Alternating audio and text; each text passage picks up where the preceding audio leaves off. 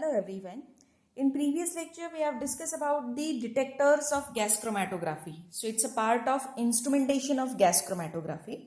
So in that detectors we have discussed about the TCD, that is thermal conductivity detector, ECD, that is electron capture detector, and then we have discussed about the FID, that is flame ionization detector. Now today we'll discuss some more type of detectors. So in that first we'll discuss about the atomic emission detector, that is AED. So this is a schematic diagram for atomic emission detector. In this detector, column effluent is introduced into microwave energized helium plasma, which is coupled to the diode array optical emission spectrometer. The plasma, now this plasma is sufficiently energetic, so it will atomize the all elements in the sample and gives characteristic atomic emission spectra. The spectra observed with the spectrometer, which is employed with the movable flat diode array detector. The advantage of this detector is it can be used for all type of sample, but a limitation is it is somewhat expensive. Now why it is expensive? Because you are going to use the plasma, which is microwave energized, so cost is little bit higher.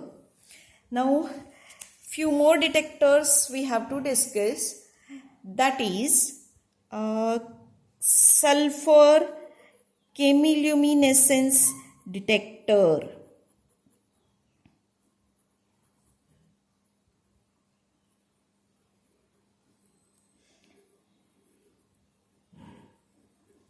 Sulfur chemiluminescence detector, which is SCD. Now I will not draw the schematic diagram for this, but just I will explain you. This sulfur chemiluminescence detector is based upon the reaction between certain sulfur compounds and ozone. So especially this detector is used for the detection of sulfur compounds. So in detection of pollutants such as mercaptans or detection of some pollutants which contain sulfur, for that purpose this detector is used.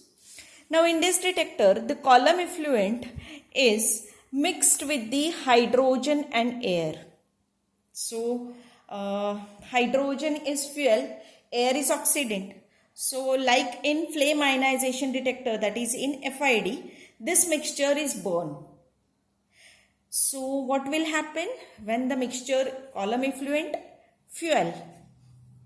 Just I'll write it. Column effluent plus fuel plus oxidant. So when this mixture is burned, at that time the gases will form. Now these gases, resulting gases, are mixed with ozone.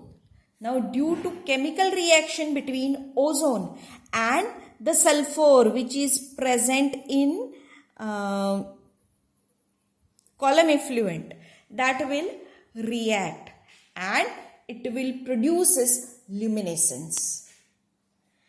This luminescence is due to the chemical reaction, hence it is known as a chemiluminescence. So due to reaction between ozone and sulfur, luminescence is produced, and this is due to the chemical reaction, hence it is known as a sulfur chemiluminescence detector. The chemiluminescence intensity is measured by using photocathode, which is proportional to the concentration of sulfur. So it's very simple construction, that means schematic diagram I hadn't shown you, but it's very easy to understand. Now we have to discuss the advantages of this.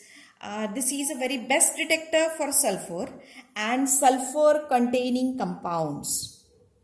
But limitation is that if your effluent does not contain sulfur, then this detector is of no use. That means you are not able to use this, you can say that detector for the other compounds, detection of other compounds. But this is considered as a very best detector to detect the sulfur.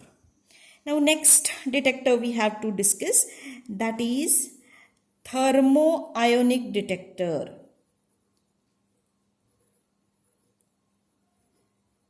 Thermoionic detector, TID. Now again, for this I am not going to draw the schematic diagram because it is similar to that of your flame ionization detector. So the column effluent is mixed with the hydrogen gas and passes, and same oxygen, and then passes through a flame tip assembly and it is burned. The hot gases which are formed, they are then flows around an electrically heated rubidium silicate bead.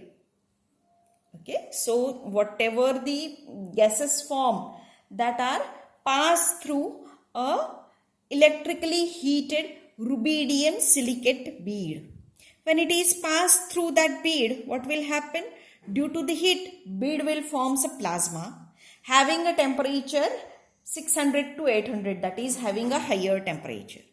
So large number of ions produced from phosphorus and nitrogen containing compound, which results in ion current.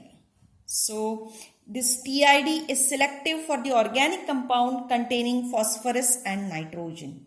So its response towards the phosphorus atom is approximately 10 times greater than the nitrogen atom and 10 raised to 4 to 10 raised to 6 times greater than the carbon atom.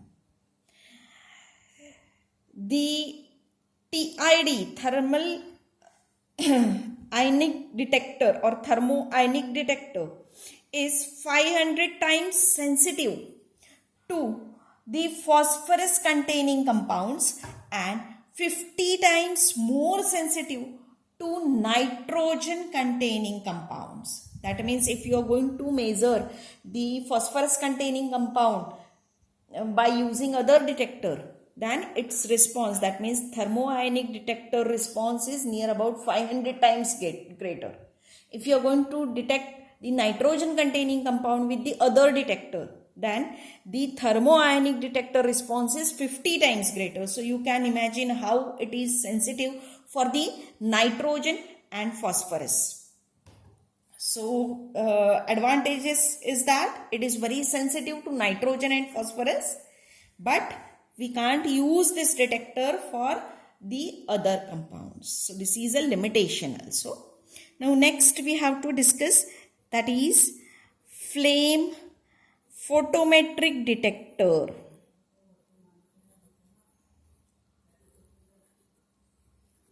Flame photometric detector, FPD, flame photometric detector.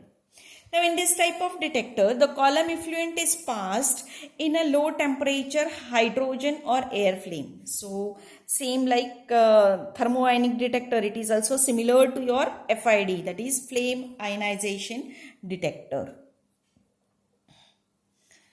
So the column effluent is passed in a low temperature hydrogen or air flame. Now this flame converts part of phosphorus to HPO species that emits a band of 510 to 526 nanometer. Now this flame converts the part of sulfur to S2 species, which emits the band at 394 nanometer. So these emitted radiations are measured by using photometric detector, that is by using photocathode. So this detector is widely used for the analysis of air, water pollutants, pesticides, coal hydrogenation products, etc. So this is a you can say that selective detector for sulfur and phosphorus compound. But generally, if you are going to detect the sulfur, then sulfur chemiluminescence detector is preferred. So advantages of this flame photometric detector is that it is selective for sulfur and phosphorus. Thermoionic detector is selective for nitrogen and phosphorus. Now this detector has very good sensitivity. But limitation is that this detector cannot be used for the elements other than sulfur and phosphorus. So it is only used for sulfur and phosphorus, as these are the limitations. Now next we have to discuss, that is photoionization detector.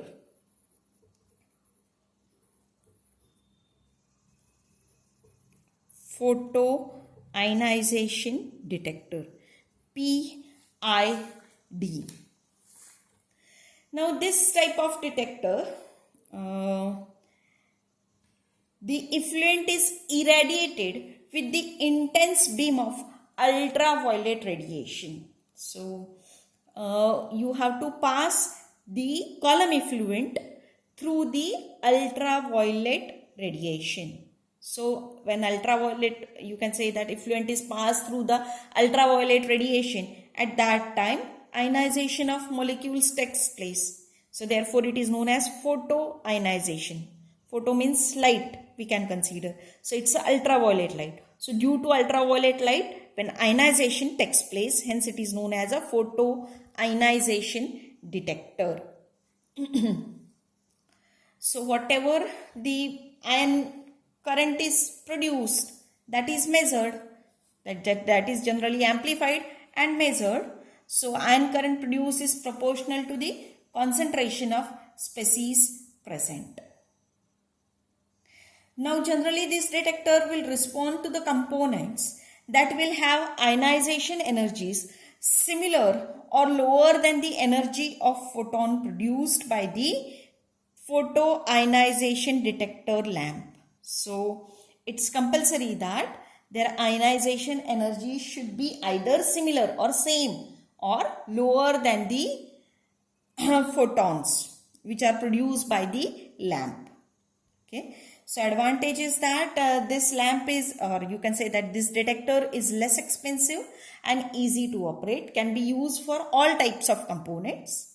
But limitation is that the detector gives false positive reading for water vapors.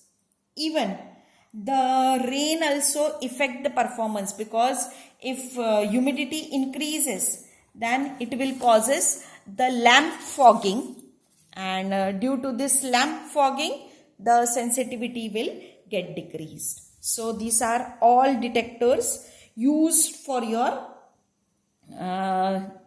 gas chromatography instrumentation. So just I'll take quick review which different detectors are used. In previous lecture we have discussed about the 3 detectors, that is thermal conductivity detector, electron capture detector, flame ionization detector, and in this lecture atomic emission detector, sulfur chemiluminescence detector, thermoionic detector, flame photometric detector, and photoionization detector. So total 8 detectors we have discussed. Now we'll discuss about the applications of gas chromatography. So already you have discussed the applications of gas chromatography in your TYBSc. So just I'll take quick review of this. This gas chromatography can be used for detection of large number of chemically similar components of the sample. So that can be identified by the gas chromatographic method.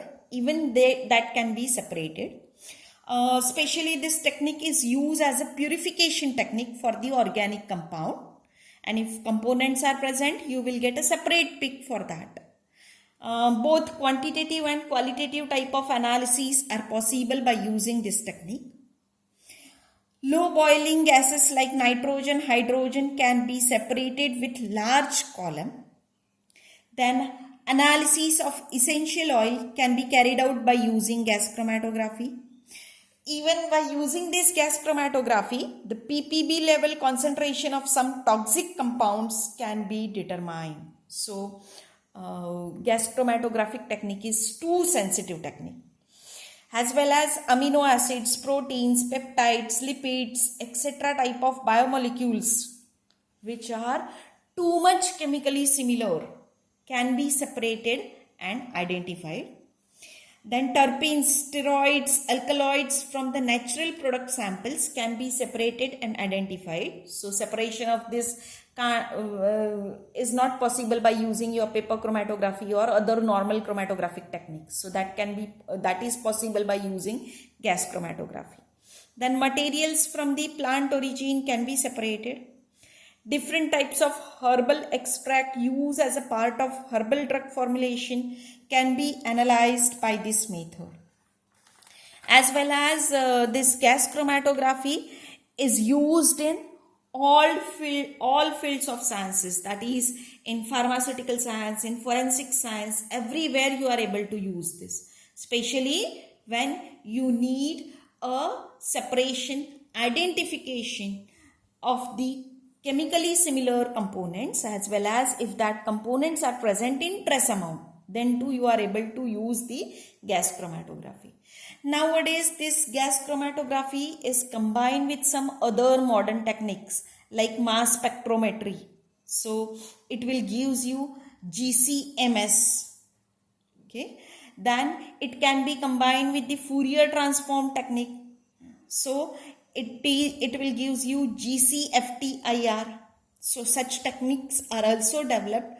So this gas chromatography has widespread applications and you can use it everywhere. So you can prepare for that.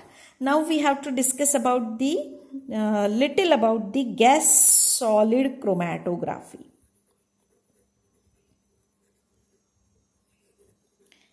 Gas solid chromatography, that is GSC.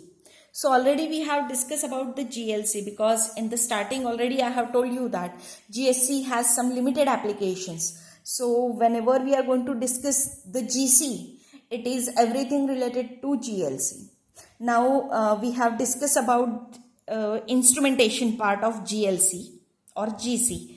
So that is same for the GSC. So whatever the basic components, that is carrier gas reservoir, pressure regulator, then sample injection port, column, detectors, recorder, amplifier, everything is same for the gas solid chromatography. The main difference in GLC and GSC is related to the stationary phase. So in case of gas solid chromatography, the gas is a mobile phase and solid is a stationary phase. And separation is based upon the adsorption of gaseous substances on the solid surfaces. So GSC is useful for the separation of species that are not retained by the GLC columns, such as components of air, H2S, CS2, NOx, CO, CO2, rare gases, etc. Okay. Now gas chromatography, especially as I have told you, the main difference is in stationary phase. So mainly we have to discuss about the columns.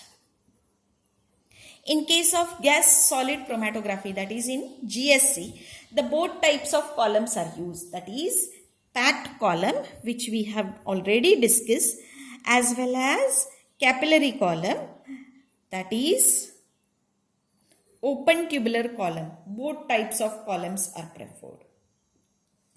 So very first we'll discuss about the capillary or open tubular column.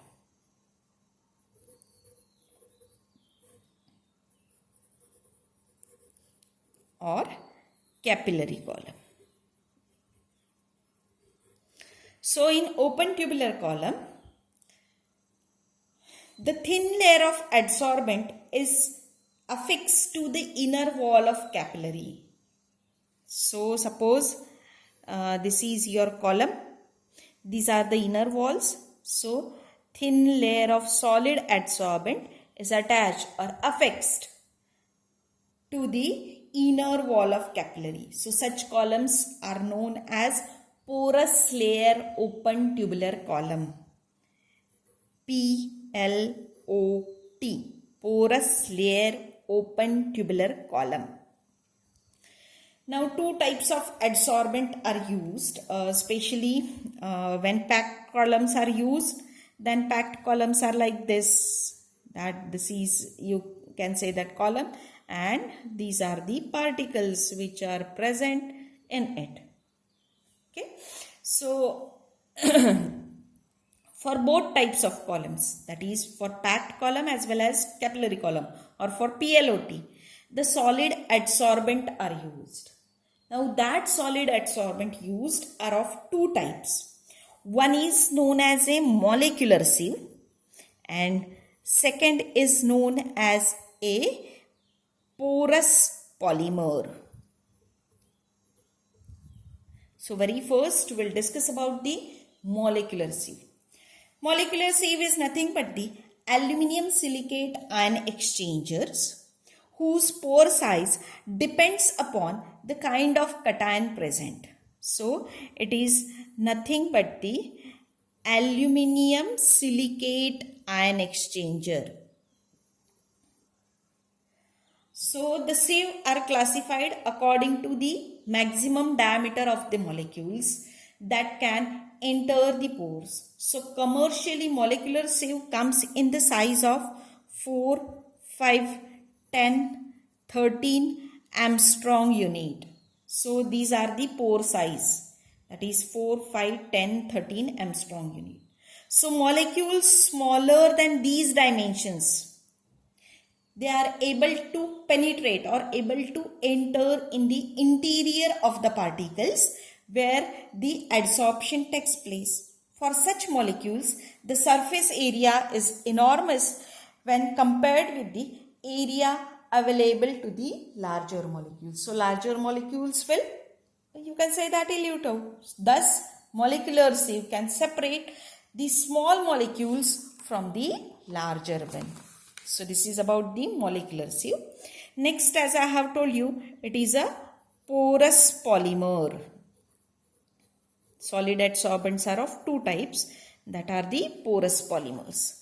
So this porous polymer beads of uniform size are manufactured from the styrene cross-linked with divinyl benzene. Okay, so styrene cross-linked with divinyl benzene are used as a porous polymers. The pore size of these beads is uniform and is controlled by the amount of cross-linking. So porous size is fixed. If you want to change, then cross-linking is changed.